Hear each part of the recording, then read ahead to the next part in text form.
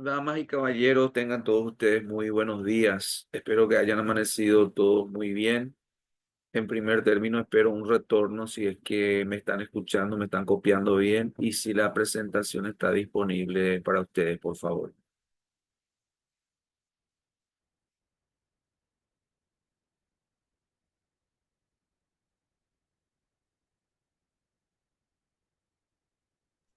Buen día, Buenos días, profe. profe. Sí, Correcto, todo en tenemos orden. Excelente. Muchísimas gracias por el retorno. Vamos a iniciar nuestra clase del día de la fecha y estamos prosiguiendo con la unidad que se refiere a los ecosistemas. Hoy nos toca interpretar un poco el nivel jerárquico de los biomas. Necesitamos nosotros afianzar esa interpretación de cómo está organizada la vida en la biosfera, valga la redundancia, y para ello tenemos que hablar de niveles jerárquicos que determinan la manera en que existe una trama de menor a mayor o de mayor a menor con relación a ese nivel organizativo en la biosfera.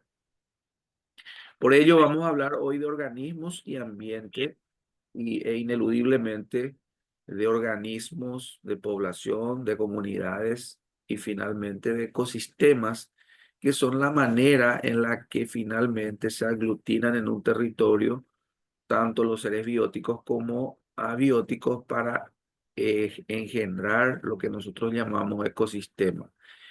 Y hoy en día la mejor manera de limitar la ecología tal vez sea considerando el concepto de estos niveles organizativos, echándole una mirada a una especie de espectro biológico que como estamos inicialmente diciendo es la trama de cómo de esa unidad celular e inicialmente molecular se va configurando un sistema biológico hasta llegar a los biomas. Vamos partiendo nosotros de los organismos, de las poblaciones, de las comunidades, de los ecosistemas y de los biomas, que son conjuntos de ecosistemas más extensos ya y con características muy particulares. Es así que los términos comunidad, población, organismo, órgano, célula y gen, como la génesis de la vida, se utilizan ampliamente para designar estos importantes niveles bióticos en lo que acabamos de decir en orden jerárquico de mayor a menor. ¿Y qué significa la jerarquía? Es un orden dentro de una serie de grados. Todos sabemos lo que es la jerarquía, pero para interpretar mejor es un orden dentro de una serie de grados.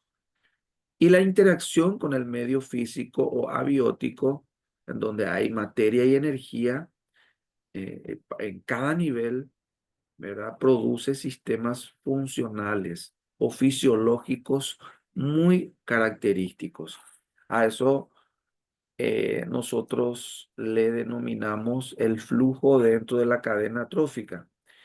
Y un sistema consta de componentes regularmente interactuantes. Es decir, no hay una neutralidad precisamente entre esos componentes, más bien existe una interactividad entre los componentes y interdependencia que forma un todo muy unificado. Entonces, esa es la manera de interpretar el orden jerárquico dentro de los niveles organizativos de todo componente biológico.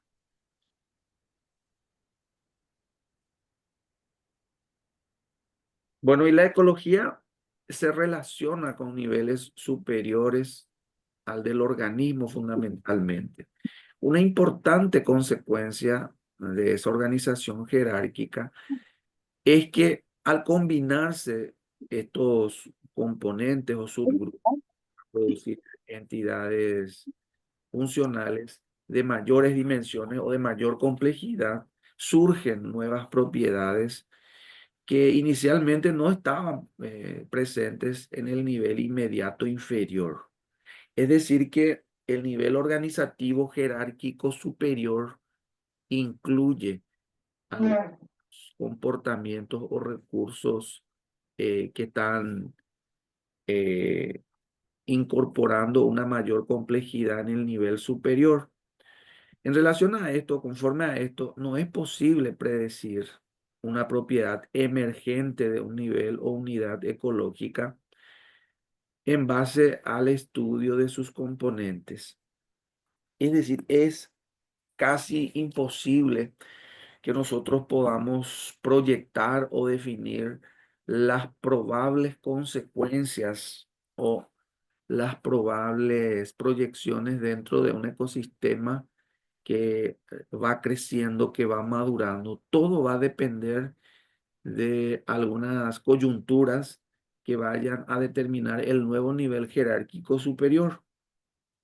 Bueno, aquí aparece en el margen derecho eh, un gráfico que pretende un poco describir desde la unidad atómica, ¿verdad? Y ahí vemos carbono, hidrógeno, oxígeno, nitrógeno, chon, ¿verdad? Y representado un poco como una sigla fundamental para definir la vida, como elementos químicos que determinan la formación del ADN, de la molécula del ADN, en donde cada uno sabemos que el ADN está compuesto por unos aminoácidos y esos aminoácidos nuevamente se han configurado en relación a estos elementos químicos, ¿verdad?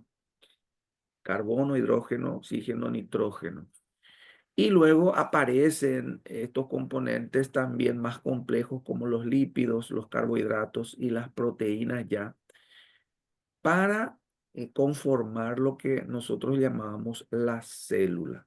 La célula ya es una unidad biológica prácticamente independiente que tiene cierta autonomía y cuando estas células se van especializando, hablamos nosotros de la formación de los órganos. ¿Verdad?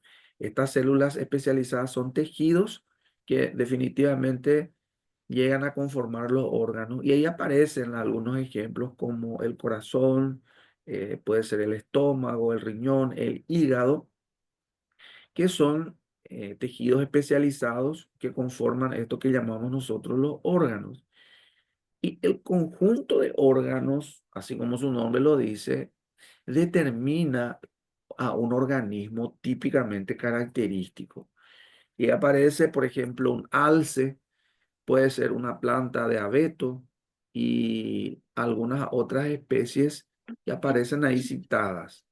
Ahora, luego nosotros vemos el conjunto de estos organismos que corresponden a una misma especie, por ejemplo, y forman lo que nosotros llamamos la población. Ya sabemos muy bien que una población es un conjunto de organismos que corresponden a una misma especie. Y aparecen ahí algunos ejemplos también de poblaciones. Ahora, estas poblaciones, cuando interactúan entre sí, seres vivos, forman comunidades, pero cuando las comunidades interactúan con realmente el medio abiótico, llámese agua, aire, suelo, conforman ya un ecosistema y un ecosistema relacionado con otros semejantes conforman lo que nosotros llamamos los biomas, ¿verdad? Y aquí tenemos ecosistemas de coníferas, bosques tropicales, desiertos. ¿Qué son? Son ecosistemas, ¿verdad?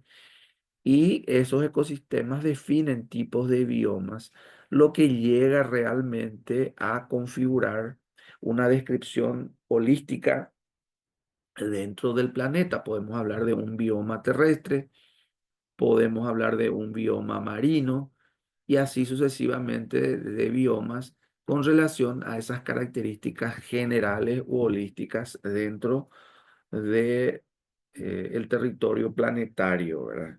dentro de la biosfera ya.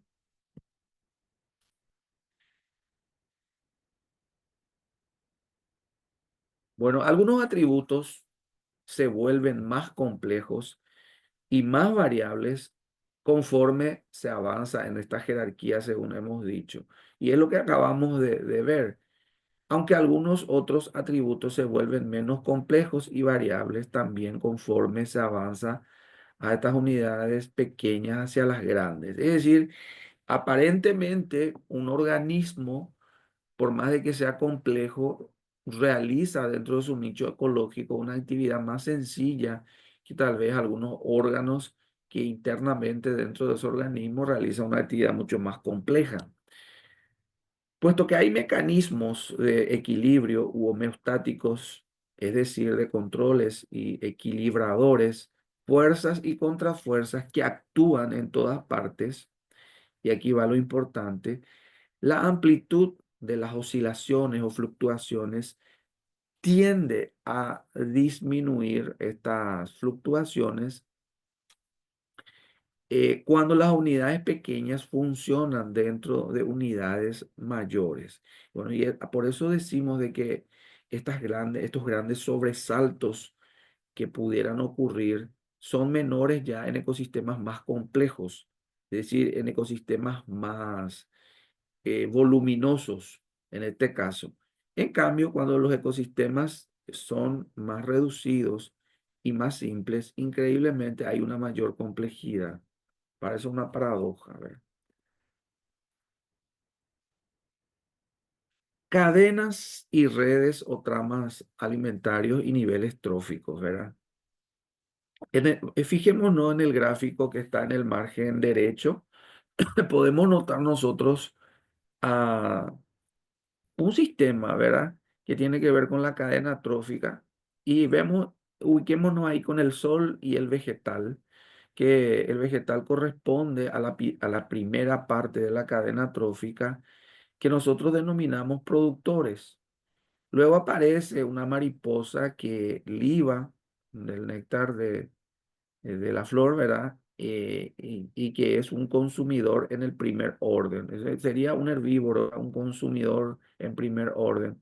Luego aparece un consumidor de segundo orden como una rana que se alimenta aparentemente de la mariposa. Aparece eh, es un consumidor de tercer orden. eh, Creo que no dije el consumidor de segundo orden, aparece aquí la rana. Un consumidor de tercer orden es la serpiente que se alimenta de la rana y una ave aguileña, una ave rapaz, que es un consumidor final en este caso, que se alimenta de la serpiente y luego de la putrefacción de esta ave aguileña rapaz se forman algunos descompositores y aparecen unos hongos aquí que finalmente llegan a formar sustratos que por acción de esos microorganismos son útiles para las plantas productoras nuevamente. Entonces, al describir la estructura biótica de los respectivos ecosistemas, es evidente que las principales relaciones entre los organismos que hemos citado recientemente son de alimentación. Es decir, la subsistencia energética es la que prima y claro, para nutrirnos o para munirnos de energía necesitamos alimentarnos. Podemos identificar numerosas secuencias en que un organismo es comido por otro y forma parte de la cadena y este a su vez por uno más, etcétera. Hasta en este caso que cada una de estas secuencias recibe el nombre de cadena alimentaria. Entonces, para que veamos un poco, esto todos sabemos, ¿verdad?, de cómo funciona. Ahora, lo que aquí se trata de remarcar es que hay una necesidad de que exista un nivel inferior y un nivel superior dentro de la cadena trófica para que realmente pretendamos, en primer lugar, equilibrio, en segundo lugar, uniformidad y en tercer lugar, sostenibilidad dentro de un ecosistema. Bueno, aquí aparecen cadenas más complejas y no deja de ser interesante trazar estas cadenas Pero no es menos importante tener presente que rara vez son entidades aisladas. Siempre hay una interrelación cercana. Las poblaciones, particularmente de herbívoros, se alimentan de varias plantas distintas. Es decir, eh, supongamos un conejo que se alimente, que sea un consumidor herbívoro de primer orden, no solamente se alimenta de una hierba, sino se alimenta de diferentes especies de hierbas, lo que ya llega a ser compleja la relación entre ese consumidor y diferentes especies o diferentes poblaciones. En este caso, las poblaciones de herbívoros se alimentan de varias plantas distintas, valga la redundancia, y son presa de diferentes consumidores secundarios también. Es decir, del conejo no solamente se alimenta el zorro o el lobo, pueden alimentarse otras especies de carnívoros también, otras poblaciones. Ahí es donde empieza una trama que hace un poco compleja la relación trófica. En consecuencia, de hecho, todas las cadenas alimentarias están muy entretejidas y forman una red o trama de relaciones alimentarias. Así se emplea la expresión trama alimentaria o red alimentaria para detonar la compleja malla de cadenas alimentarias entreveradas o entremezcladas. Y vemos ahí en el gráfico cómo funcionan algunos ejemplos de cómo ocurre lo que hemos dicho, que un herbívoro no solo se alimenta de una sola hierba y un carnívoro no solo se alimenta de un solo herbívoro. Y de ese un solo herbívoro no solamente se alimenta un carnívoro. Entonces hay una trama tremenda que muchas veces cuando uno hace un análisis ecosistémico, y tiene que trazar muy bien estas redes para poder determinar algunas interferencias de la especie controladora que somos nosotros, los seres humanos. Nosotros no solamente somos productores o consumidores o descompositores. Nosotros, a diferencia de todos los seres vivos, somos una especie controladora que no está dentro del régimen natural ecosistémico. O sea que ninguna especie puede realmente entrar a alterar como el ser humano. Por eso hablamos de acciones antropológicas muchas veces cuando nosotros entramos a controlar, es decir, a alterar el normal funcionamiento dentro de la cadena trófica. Bueno, cualquiera me puede decir que, por ejemplo, es normal que exista un efecto de la radiación y que eso produzca una mutación o una aberración cromosómica. Sí, es normal. Hay un detalle no menor que se llama el tiempo que hace la diferencia. Es normal en tiempos muy prolongados. Es normal que haya un efecto sucesional dentro de un ecosistema, es decir, que exista una gran variación, pero a lo largo de muchos años, 100, 200, 500 años. Lo que no es normal es que existan esas mutaciones o esas aberraciones cromosómicas en el corto plazo. Entonces hablamos de un detalle no menor que es el tiempo y qué sucede por esta especie que entra dentro de este entrevero trófico y que en este caso es el ser humano. De ahí es de donde nace una definición muy particular de la cadena trófica, en donde aparece el ser humano no como un ser carnívoro nomás, o sea, que como un componente carnívoro, sino como un componente dentro de una angurria mayúscula, o sea, que añade a de vicio, hablando mal y rápido, para alterar este ecosistema, sin hacer apología del ecologismo. Estamos hablando de la ecología, no del ecologismo, ¿verdad? Porque lo que tenemos que interpretar muy bien es que científicamente está comprobado, reitero, que las sucesiones ecológicas debieran de ocurrir entre una época y otra en el cual transcurre mucho tiempo. Reitero, 100, 200, 500 años. Y hoy en día estas alteraciones que no son sucesiones, sino son fluctuaciones abruptas, ocurren en 10, 20, 5 o un año muchas veces, cuando la acción antropológica es mayúscula.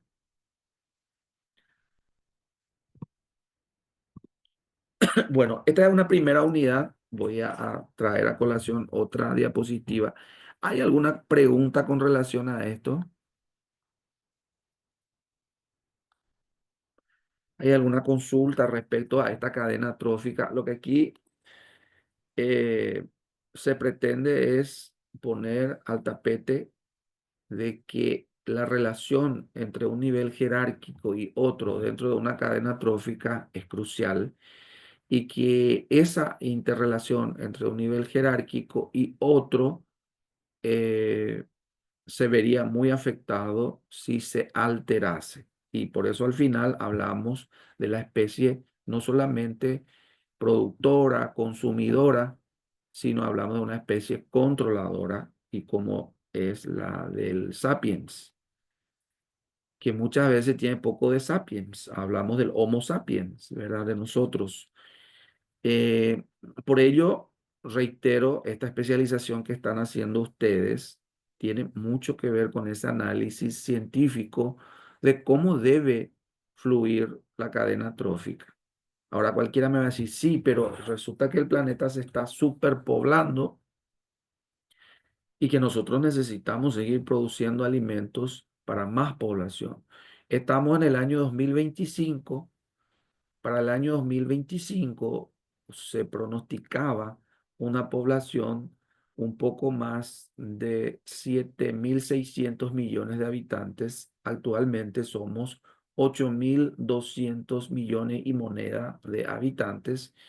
Superamos con creces esa población y para el 2050 se presume que nosotros llegaríamos a más de 9.500 millones de habitantes, lo que supone una fuerte presión ecológica sobre los recursos. Y hablo de una especie que es la especie humana. Ahora, está bien visto también que los 8.200 millones de habitantes realmente no necesitan tanto como lo que tienen o como lo que generan. Por eso, la producción dentro de un contexto muy progresista trae consigo el término de angurria productiva. P y C, explotamos más de lo que necesitamos, porque pensamos que podemos guardar, almacenar y vivir por más tiempo o con más comodidad haciendo eso. Por eso hablamos de la distribución de la riqueza. La distribución de la riqueza tiene que ver un poco con cómo en el planeta están distribuidos los recursos. Y ahí empiezan las ideologías que no quiero entrar a tallar en ese contexto porque hablaríamos de política. Hablar de política, hablar de religión y muchas veces hablar de amor trae consigo muchas discusiones infructuosas. Lo único que yo le puedo decir es que la distribución de los recursos en el planeta son muy desiguales. No entro a tallar por qué, pero por solo citarles el territorio de Misiones que tiene 955.000 hectáreas, reitero, Misiones que tiene 955.000 hectáreas y Moneda, el 95% del territorio está en manos de menos del 3% de esa población.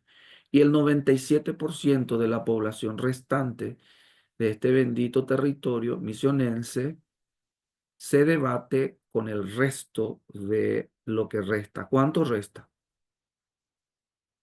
A ver cuánto resta de lo que dije. Si me están siguiendo, me están siguiendo ustedes. Me están copiando, están escuchando, Sí, creo que profe. están. Sí. ¿Y cuánto resta, licenciada, cuánto resta de territorio para que el 97% de la población del departamento haga uso del territorio restante? 3%, profe, sobra en el Tre- departamento. Sí, 3%. Lo que significa que el 97% de la población tiene que debatirse con el 3%. Ahora, yo no busco culpables ni razón, por eso ahí ya discutiríamos de ideologías. Por ello, desarrollar un departamento desde el punto de vista productivo, haciendo alusión a que le vamos a beneficiar al grosso de la población, es pura falacia, ¿verdad? Desde el punto de vista de la tenencia de un recurso muy importante para la producción, que es la tierra, ¿verdad? Bueno, yo no hago análisis del por qué ocurre eso. Ese ya es otro tema. Del por qué ocurre eso es otro tema. Entonces no vamos a hablar de eso. Bueno, hasta aquí esta primera parte. Voy a traer otra diapositiva aquí para que prosigamos. Entonces voy a cerrar un poquitito la cámara y el audio para traer mi nueva diapositiva.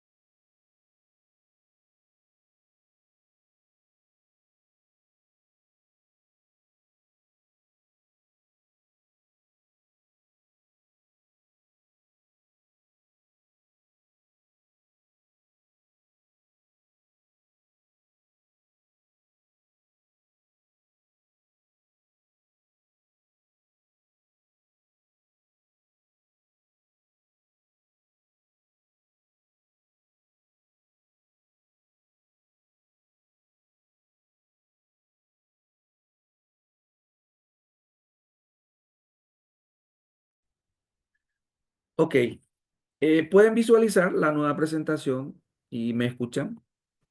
Sí, profe. Correcto, sigo entonces. Vamos a ver algunos atributos, vamos a hablar de algunas terminologías que tienen que ver con sucesiones ecológicas, con cómo madura un ecosistema, con los tipos de ecosistemas que podemos identificar y algunos agroecosistemas, ¿verdad? Y también de ecosistemas urbanos, que son todo un tema, por cierto, que caracterizan hoy en día a lo que llamamos nosotros las ciudades. Entonces veamos cómo podemos identificar esto. Atributos de los sistemas ecológicos. Bueno, bajo 5 encabezados, que en primer lugar ahí van a ver que aparece el encabezado energético, que son tendencias que son de esperar, valga la redundancia, en el curso de una sucesión autógena, es decir, natural, ¿verdad? Natural. Y a ver un poco si puedo trasladar esto aquí abajito. Sí. Bueno, los atributos de los sistemas ecológicos dentro de una sucesión autógena. Vemos en primer término la energética y aparece el paso a paso dentro del flujo de energía en un ecosistema. Y me van a seguir atentamente para poder interpretar, porque hay un cierto atisbo de complejidad en cada una de estas cosas. En el primer paso, la biomasa representada por la letra B y los detritos orgánicos aumentan. Eso es lo primero que ocurre. Es decir, crece la vegetación, entonces aumenta la biomasa. Y los detritos orgánicos se refieren a todo lo que procesaron los microorganismos y sirve como sustancia para que las plantas puedan alimentarse. Paso 2, la producción. La producción ya de los pastos se incrementa en la primera. Fíjense que en la primera etapa, que es la primaria, ¿verdad? Al hablar de pastos, nosotros hablamos de hierbas de bajo porte y existen pocos cambios aún en la secundaria. Luego, en el tercer paso, disminuye la producción neta. ¿Por qué disminuye la producción neta? Porque realmente la producción neta, vamos a ver que tiene que ver con residuos que van a servir para la alimentación de la segunda cadena, de la segunda parte de la cadena trófica. En cuarto término, se incrementa la respiración. ¿Qué es la respiración? La respiración es el proceso a través del cual nosotros perdemos energía. Por eso nosotros al hacer ejercicio respiramos y al respirar liberamos CO2, pero también perdemos eh, energía, ¿verdad? Al perder energía nos referimos a perder alguna sustancia que hemos asimilado. No se refiere a esa energía de ímpetu, ¿verdad? O de buen ánimo. Se refiere a esa energía que tiene que ver con el flujo nutricional, ¿verdad? En el quinto paso, nosotros vemos que la proporción entre la producción y la respiración, que son procesos en la producción, hay fotosíntesis y hay liberación de oxígeno. En la respiración se consume un poco de oxígeno, en el caso de la producción primaria, y se pierde un poco de energía.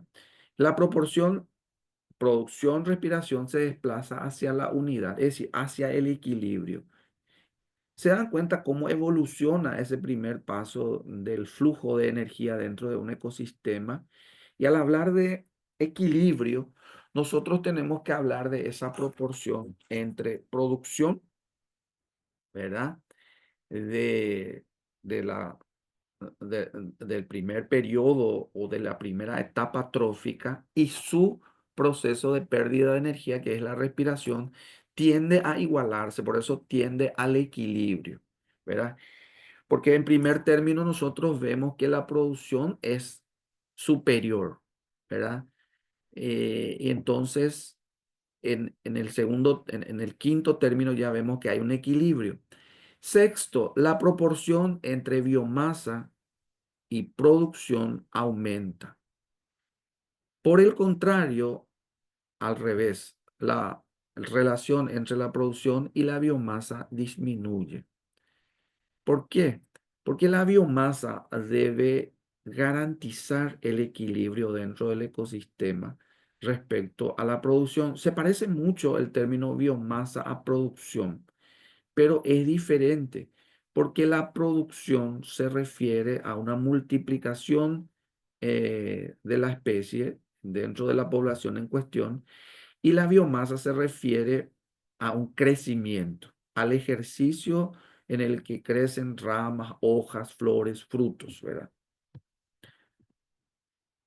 Bueno, y seguimos. Eh, Segundo, ciclo de los nutrientes. Ya acuérdense que se mencionan 5 puntos.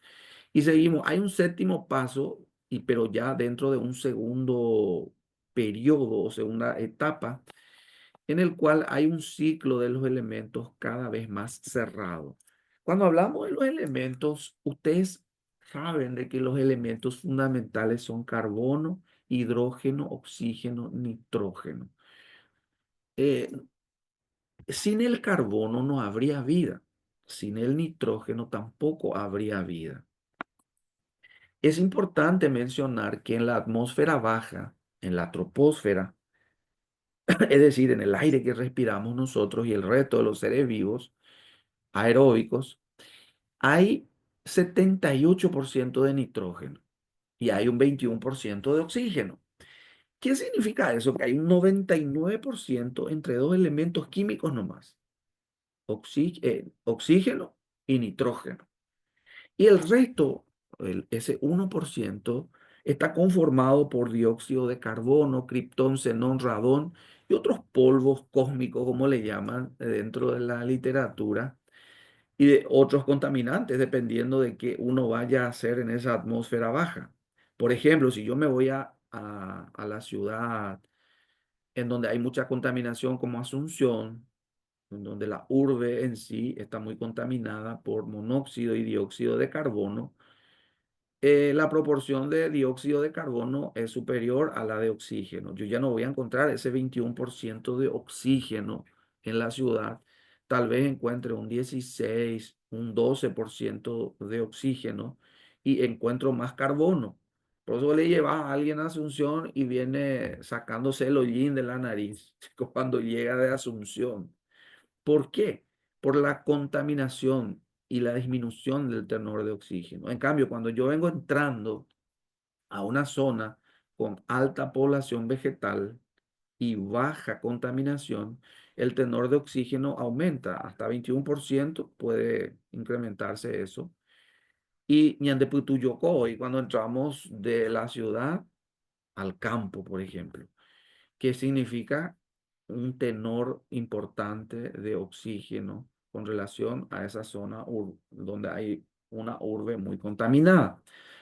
Bueno, pero lo que aquí se trata de indicar es que en esta segunda etapa que habla del ciclo de los nutrientes, estos ciclos de los elementos cada vez son más cerrados. Es decir, la circulación en torno a cada uno de los niveles tróficos es más cerrado. O sea, octavo, aumenta el tiempo de recambio y almacenamiento de elementos.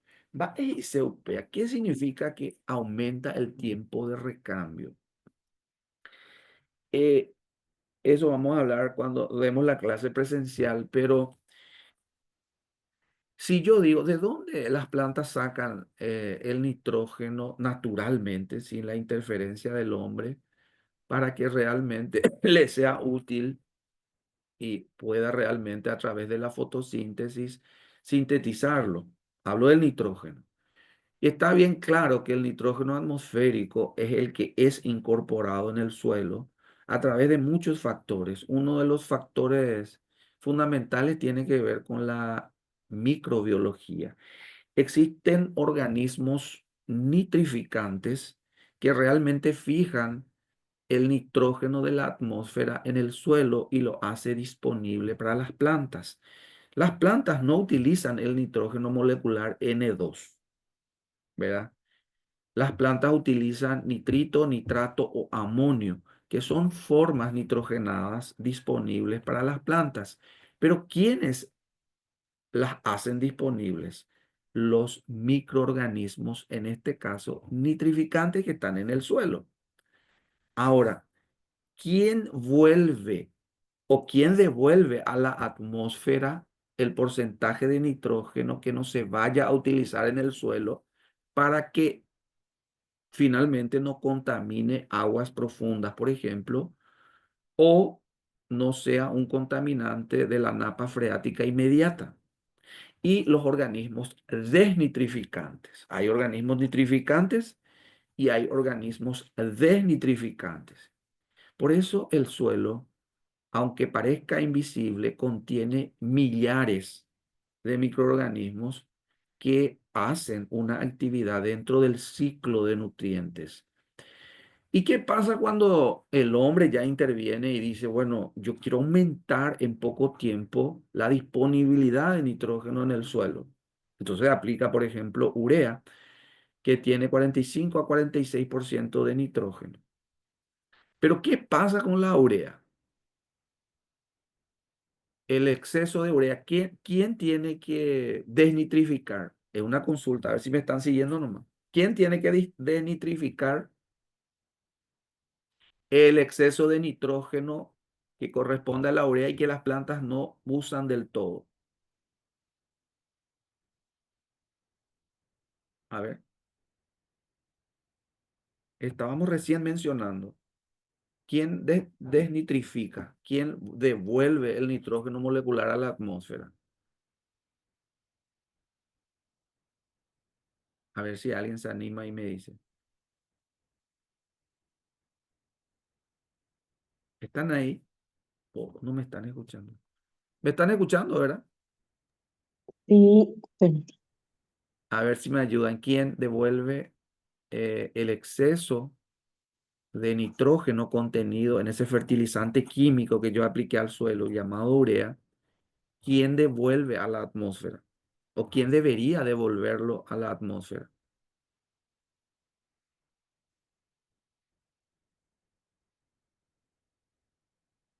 Los microorganismos desnitrificantes. Pero ¿qué pasa cuando el volumen de microorganismos es inferior al volumen de fertilizantes que están en exceso en el suelo? No es posible que exista ese proceso. Se devuelve una mínima cantidad en relación al límite dentro del ciclo de los nutrientes a través de los microorganismos. Entonces, aquí es donde quiero también hacer una reflexión, porque al fin y al postre, lo que esto nos tiene que eh, llamar a la reflexión, esto nos tiene que llamar a la reflexión de cómo funciona el ciclo de los nutrientes. Al hablar de que aumenta el tiempo de recambio y almacenamiento de los elementos esenciales, hablamos de que los microorganismos necesitan más tiempo para ese ciclo. No podemos nosotros en el corto plazo hacer que funcione naturalmente ese recambio. Hay un tiempo prudencial. Ese tiempo prudencial se irrumpe con la actividad antropológica cuando nosotros fertilizamos. Voy a apagar un rato mi micrófono porque está pasando por aquí este vendedor de... Ahí, ahí, ahí.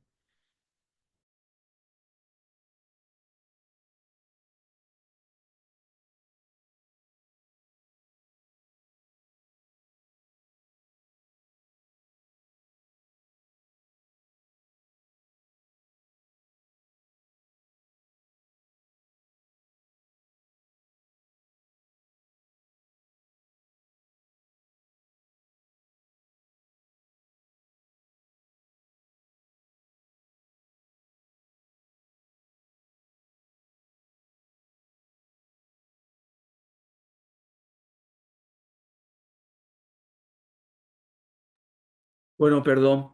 Yo no sé si suele pasar por la calle de ustedes, estos que compran batería, hierro, no sé qué. Deberían de cambiar, ¿verdad? De marketing porque el sonido que emiten es tremendamente estridente. Bueno, estábamos hablando de que cuando yo echo en demasía la cantidad de nutrientes en el suelo, como lo hace el ser humano muchas veces, esa cantidad en exceso, que siempre hay un aprovechamiento no más del 40% por parte de las plantas, hay un 60% que tiene que fluir por algún lugar. Lo natural sería que se devuelva a la atmósfera a través de los organismos desnitrificantes. Es imposible por el volumen de microorganismos que es limitado. Y más todavía si hay quemas o algunas actividades que eliminan a esos microorganismos, es improbable que ocurra un flujo normal. Y es ahí donde existen la contaminación a través de, de los flujos subterráneos, de aguas subterráneas o de las napas freáticas de estas aminas o amidas también, que son componentes nitrogenados. 9, se incrementa la tasa de reciclaje o ciclaje. Es decir, ese flujo de nutrientes aumenta en cuanto al volumen, no a la velocidad. Es decir, el reciclaje y el gasto aumenta de volumen. O sea que el territorio en sí va generando un mayor volumen de ciclaje y gasto. 10, aumenta la retención y la conservación de nutrientes. Esto es para que ya haya un equilibrio, ¿verdad? Se retiene y se conservan los nutrientes.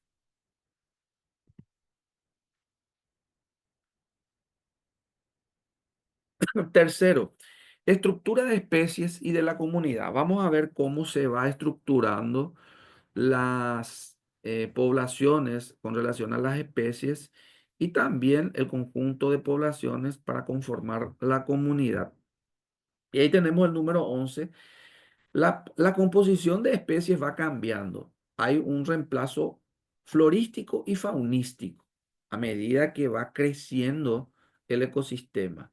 Se incrementa el componente diversidad, riqueza. Yo no sé si hemos hablado con ustedes sobre la biodiversidad. ¿Hablamos ya o todavía? Les pregunto, por si todavía no hablamos de la biodiversidad.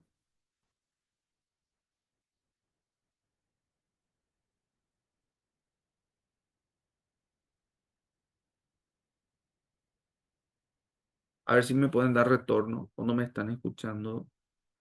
¿Me están escuchando, verdad?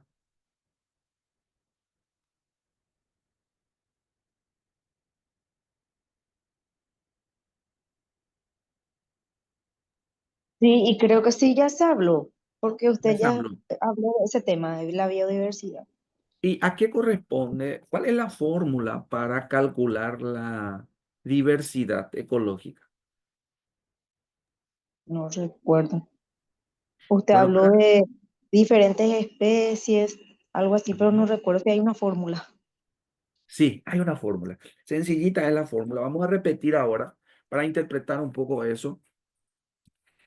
Eh, Cuando en un ecosistema, supongan ustedes que tenemos un trabajo práctico que hacer y lo que vamos a calcular es la diversidad ecológica.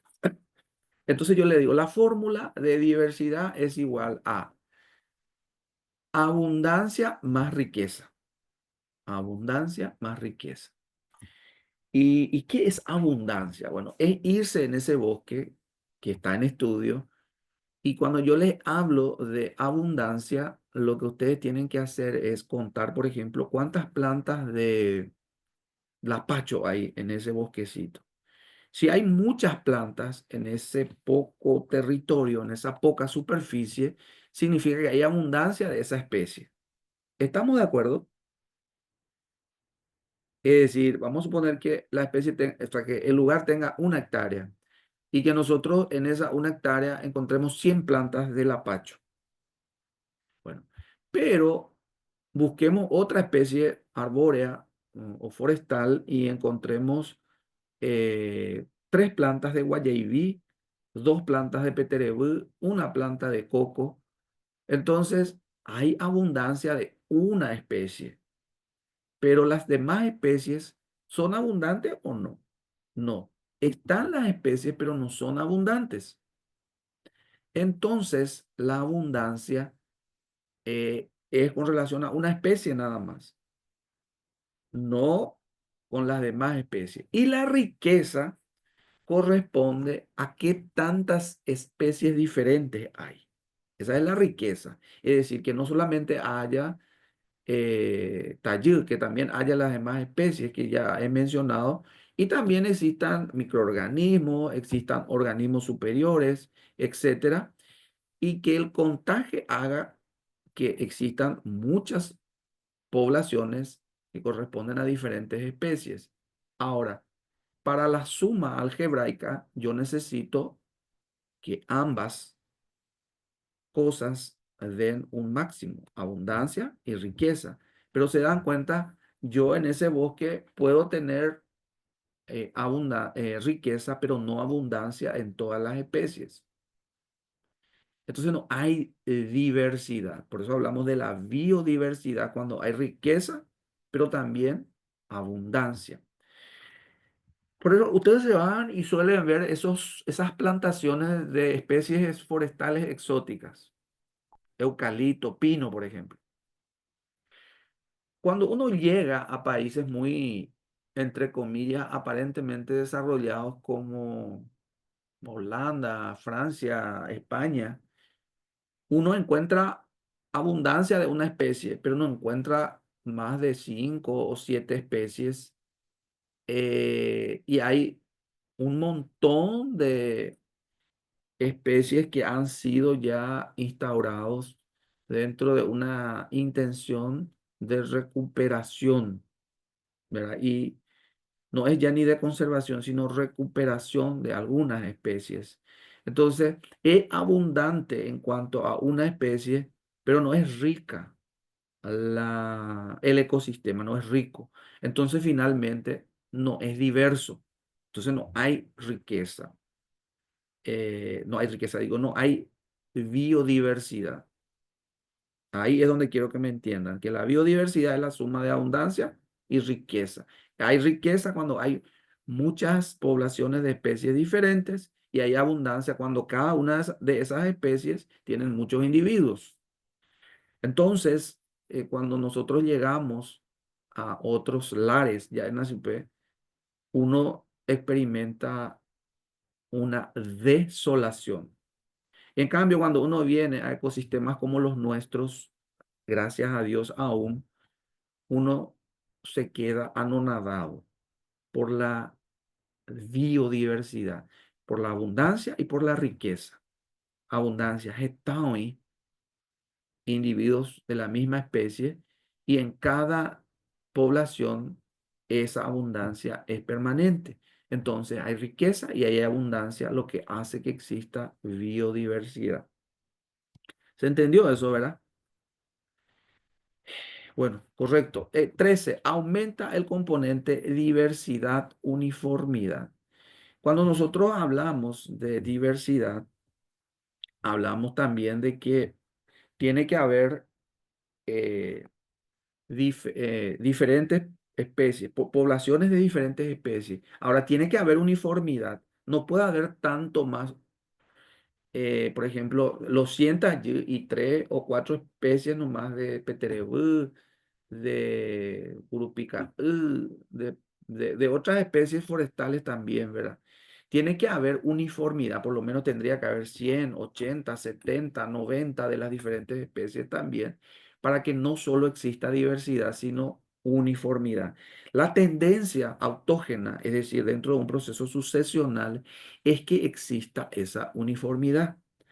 Upea vinigo dayaka apive y la ñane ramate janda jaipe ti ñana memela yayujua upepe. Encontramos más especies cuando esperamos más tiempo para carpir, ¿verdad? Daipo dajai la piri inte la oña. Oí la tupuixajún, oí la verdolaga y otras especies a medida que dejamos más tiempo. ¿Por qué? ¿Qué va pasando? Se va diversificando la población y esa diversificación hace que no existan más malezas de una especie, sino que haya una proporción entre la cantidad de una población y otra. Ahora, si uno, cada cierto, vamos a suponer una tercera carpida, ya uno va a hacer, empieza a encontrar una o dos especies nomás y las demás poquitas así. Entonces no hay uniformidad. La tendencia autógena es que en el ecosistema exista uniformidad. Uniformada cuando uno deja mucho tiempo y no solamente hay una especie, hay poblaciones de diferentes especies. 15. Aumenta la duración y la complejidad de los ciclos de vida también. Es decir, la duración y la complejidad de los ciclos de vida va en incremento. Y 16 se incrementa el tamaño de los organismos que aparecen dentro de ese ecosistema. El propágulo, semilla, descendencia, etcétera, o ambos también aumenta. Empieza las especies a cumplir con ese ciclo de nacer, crecer, reproducirse y morir. ¿Verdad? En el caso de los vegetales aparece la senescencia, pero no sin antes que exista ese ciclo reproductivo. ¿Para qué? Para que exista la preservación de esa especie dentro de ese ecosistema para garantizar la uniformidad en el ecosistema. Luego tenemos la estabilidad. Aumenta la resistencia. ¿Qué es la resistencia? La resistencia es que más de ahí no va a crecer el ecosistema. ¿Por qué? Porque los recursos también son limitados. Entonces, se estabiliza el ecosistema. Y 19, disminuye la elasticidad. ¿Qué significa? que ni la reducción ni el aumento ocurre, sino la estabilidad se manifiesta. La estabilidad se manifiesta. Y el quinto punto, la estrategia global, hay una mayor eficiencia en el uso de la energía y de los nutrientes, que es lo que en definitiva pretendemos dentro de un ecosistema. Bueno, y aquí vamos a hablar brevemente de las famosas sucesiones ecológicas. Aquí está en singular, sucesión ecológica. Nosotros vemos en primer término una formación rocosa. Ustedes saben de que la meteorización consiste en la acción de, de los medios abióticos, llámese temperatura, viento, radiación, presión atmosférica, humedad y más la acción de los microorganismos para que a partir de las rocas se formen por meteorización los suelos. Y ven en en este segundo cubo que ya hay formación de suelo y vegetales también. Ahora, en el tercer cubo ven de que los organismos aumentan de volumen, aumentan, así como dijimos inicialmente, la producción, la biomasa aumenta, pero luego no solamente la biomasa aumenta, sino que hay un equilibrio entre la producción y la respiración dentro de la sucesión ecológica. Por eso lleva su tiempo, la sucesión ecológica, ¿verdad? Y ese tiempo es prudencialmente equilibrado para que exista esa final estabilidad dentro de un ecosistema. Aquí vemos el desarrollo de la vegetación y también del suelo en una sucesión primaria. Uno dice arena, dos están nuestros famosos microorganismos, bacterias, hongos, musgos, líquenes, que son los que inicialmente se alimentan de estas primeras sustancias que aparecen en el suelo formado a partir de las rocas. Aparece ya un suelo formado y luego las hierbas anuales. Luego no solamente aparecen estas hierbas que fenecen cada año o entran dentro de una senescencia cada año, sino aparecen las perennes ya, las que duran 3 a 5 años. Luego aparecen los arbustos y luego ya 7 los árboles.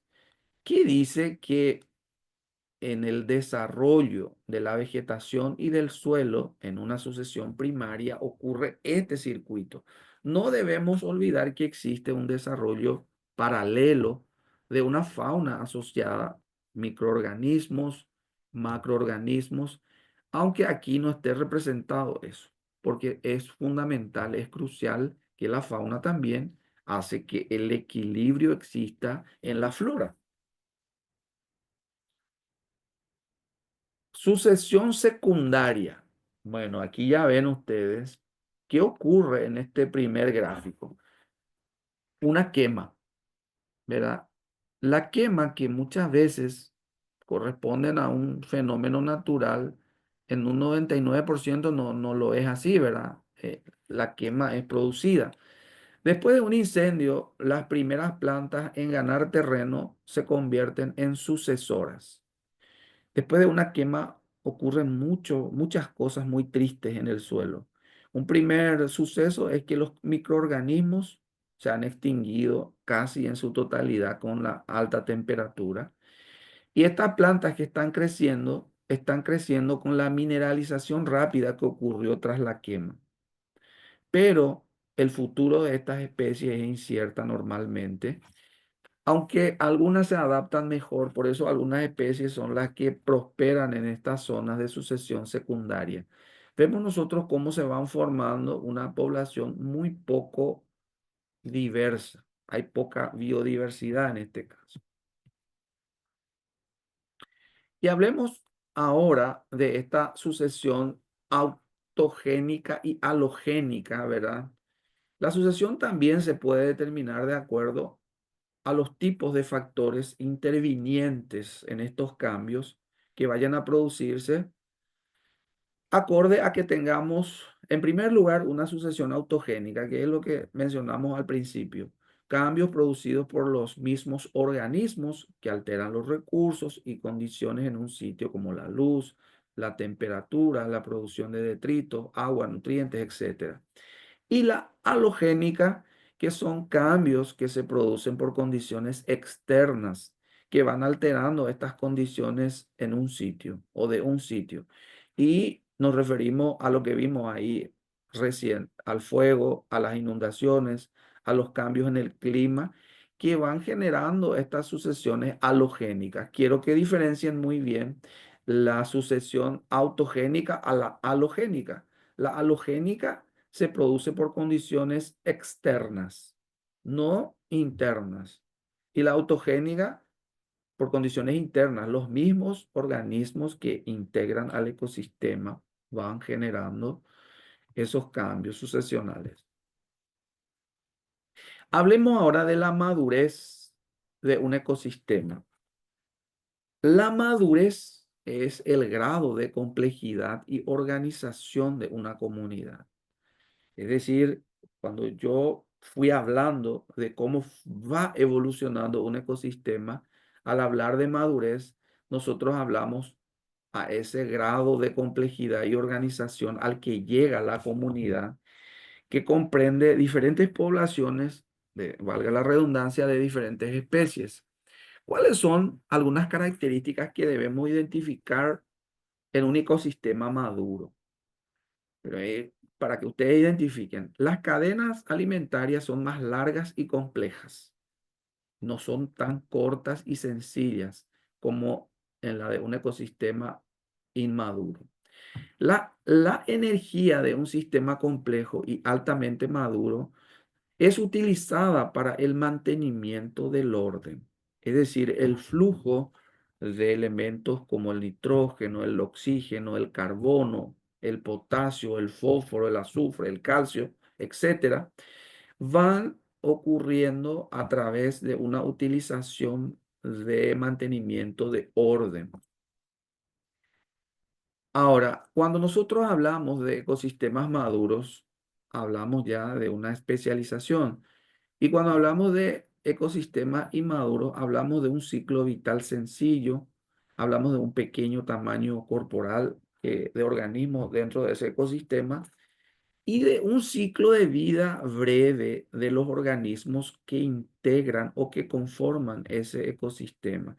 Hablemos de un ecosistema, por ejemplo, vamos a suponer que yo dejo mi patio sin corpir 3 meses.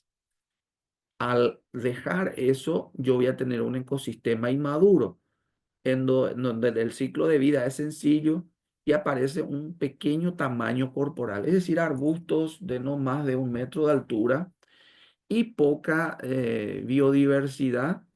Y el ciclo de vida también es corto. Llega un periodo y se secan esas plantas también, o con el frío o con el intenso calor, dependiendo del tipo de especie vegetal que se vaya a desarrollar. Los microorganismos también que se generan dentro de ese, dentro de ese que son ratones, pueden ser algunos herbívoros pequeños de breve vida. Los roedores en general son los que aparecen y llevan una breve vida, por más de que se multiplican y su ciclo permanece. El ciclo de vida de cada organismo es breve. Esa es una característica. En el caso de los ecosistemas maduros, al contrario, los ciclos de vida se amplían, el tamaño es superior y el ciclo es complejo, ¿verdad? Tipos de ecosistemas naturales y artificiales que sí existen, ¿verdad? Los naturales son los ecosistemas terrestres, los de agua dulce y los del mar. Y los artificiales son los radios urbanos, es decir, las ciudades. La agricultura también es un ecosistema artificial, ¿verdad? Y también dentro de la agricultura, los agroecosistemas son ecosistemas artificiales. Siempre se notan por la forma en que están dispuestos estos ecosistemas y que son necesarios también para que la vida fluya, ¿verdad? Y para que el ser humano se asiente dentro de un territorio. Pero ustedes sabrán que cada vez más la presión sobre los recursos ecológicos hacen que estos ecosistemas artificiales precisen de estudios de impacto ambiental como para que realmente se puedan mitigar por lo menos los efectos perjudiciales sobre los ecosistemas naturales. Porque lo que ocurre normalmente es, a diferencia de que aumenten los ecosistemas naturales, los que aumentan son los ecosistemas artificiales. Esa es la tendencia, por la presión demográfica sobre todo.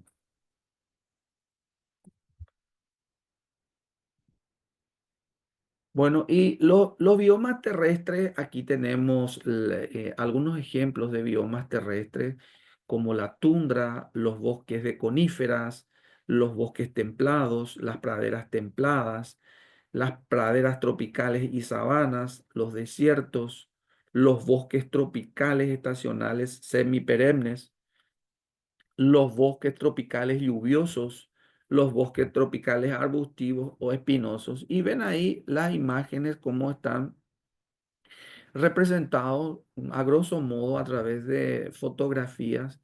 Vemos la tundra, vemos la taiga, el matorral mediterráneo, el bosque templado, un pastizal templado, una sabana tropical.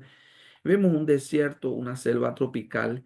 Y ven ustedes que eh, l- visualmente hay diferencia con relación a muchos aspectos que hacen a las características, sobre todo de las especies, de las comunidades que aparecen, de las poblaciones que aparecen en cada uno de estos ecosistemas.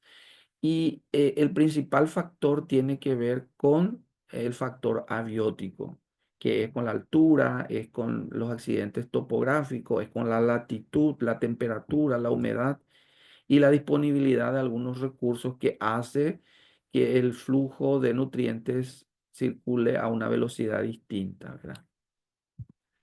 Vemos también los biomas de agua dulce, ecosistemas léñicos como lagos, lagunas, ecosistemas lóticos, arroyos y ríos, terrenos inundados también por aguas, tienen que ver con un tipo de ecosistemas lóticos. Y los biomas marinos, y en este caso específicamente aparece como ejemplo los estuarios, ¿verdad? Que son tipos de ecosistemas dentro de lo que hemos mencionado. Y tenemos los agroecosistemas aquí.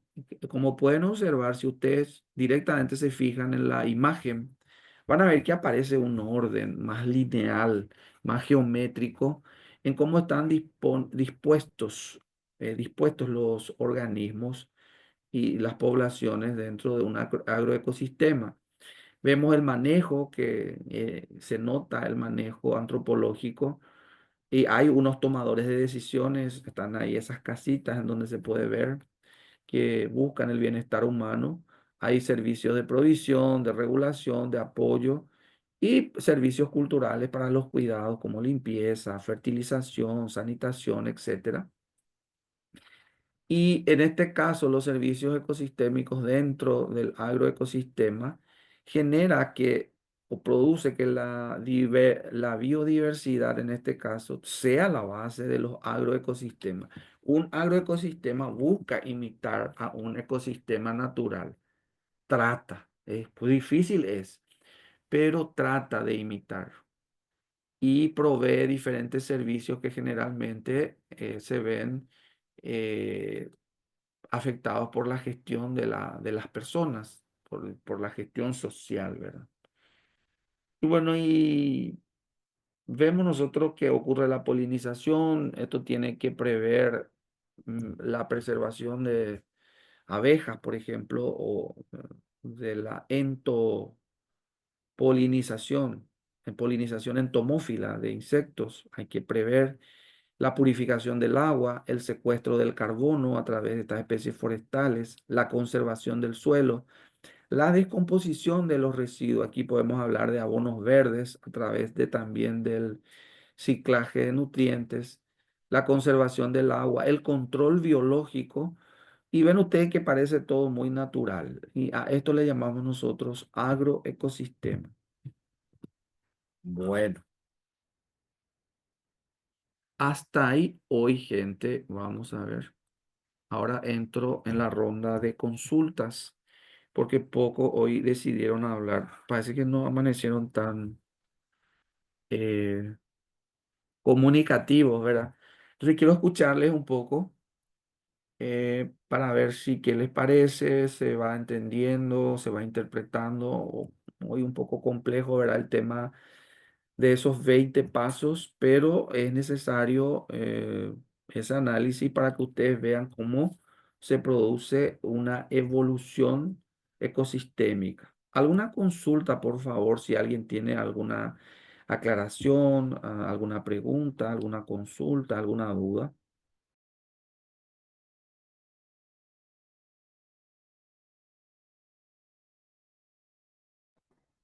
Profe, sobre la siguiente clase presencial, ¿cuándo sería entonces específicamente? Y el y poder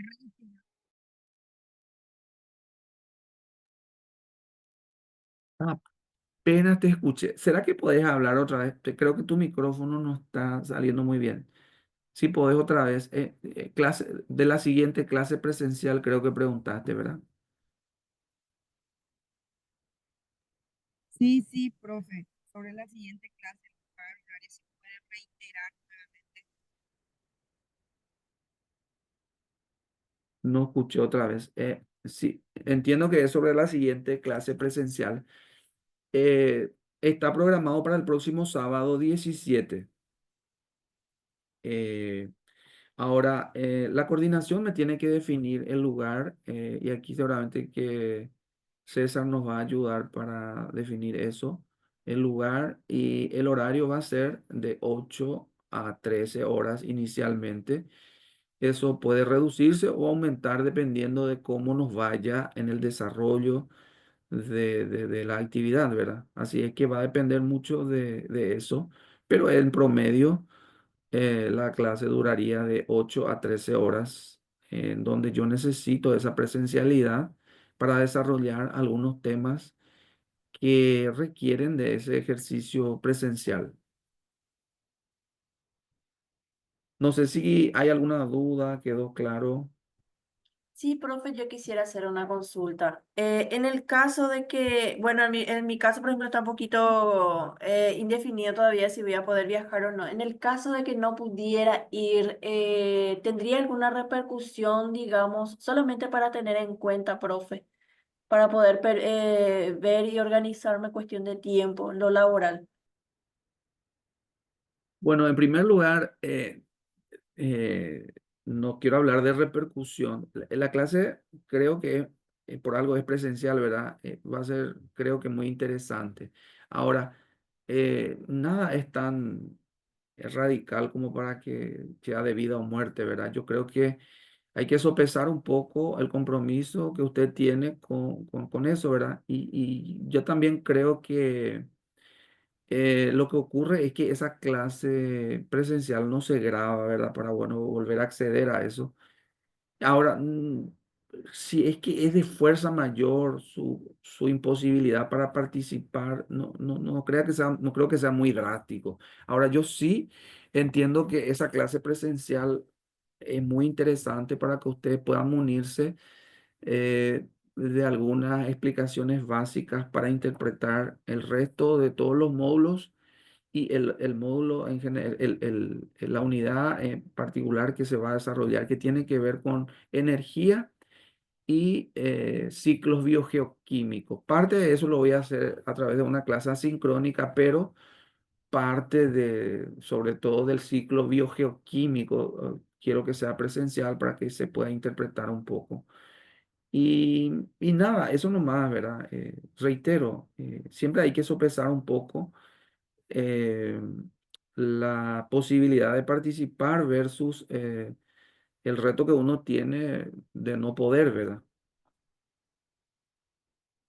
Vamos a hacer todo lo posible, el profe pueda gastar ese día.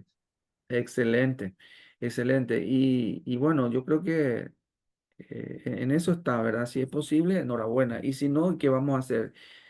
No va a ser radical de que por no haber participado de esa clase uno no va a poder eh, exonerar el módulo, ni mucho menos, ¿verdad?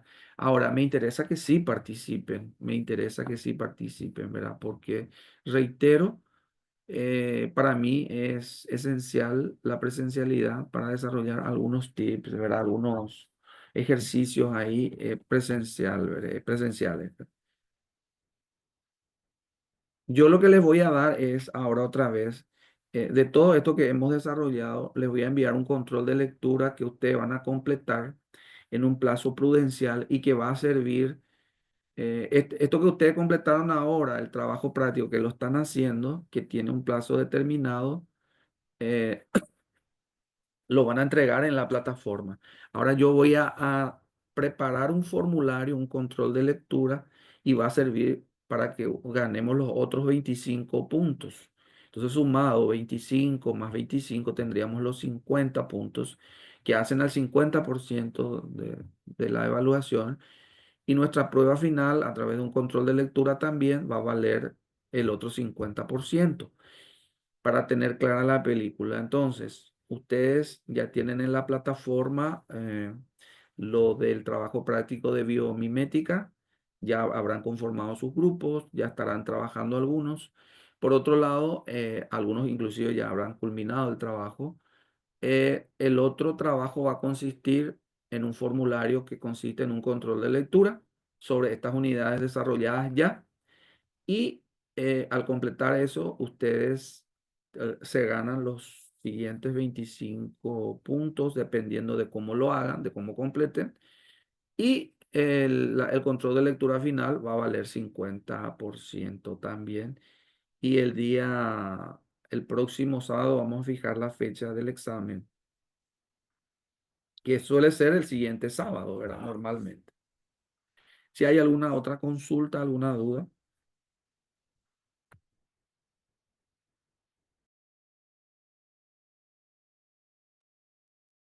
Todo muy claro, profe. No, por mi parte también ninguna consulta, profe, muy claro toda su explicación. Excelente. Entonces, les dejo aquí.